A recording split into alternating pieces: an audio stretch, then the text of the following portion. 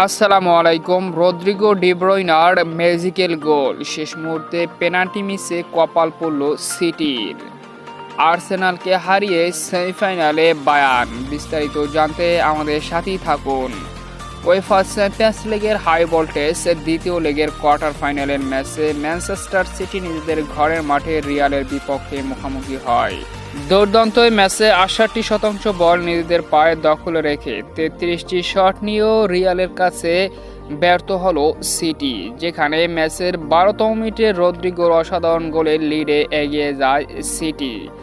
আর সেই এক গোলের লিড নিয়ে অর্ধাংশ পার করে দ্বিতীয় অর্ধে ডুকো কেভিন ডি ব্রুইনের অসাধারণ ম্যাজিকে সমতায় ফেরে সিটি।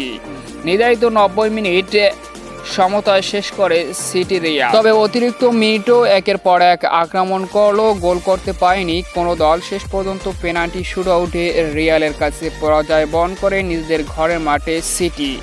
4-3 গোলের ব্যবধানে হার সিটির। যদিও প্রথম পেনাল্টি শটটি আলভারেজ দুর্দান্তভাবে গোল করে, আর রিয়ালের প্রথম শটটিও ঠেকিয়ে দেয় সিটির গোলকিপার অ্যাডারসন, কিন্তু পরবর্তীতে ডিসিলভা পেনাল্টি মিস করে শেষ পর্যন্ত 4-3 গোলের ব্যবধানে রিয়ালের কাছে হারে সিটি।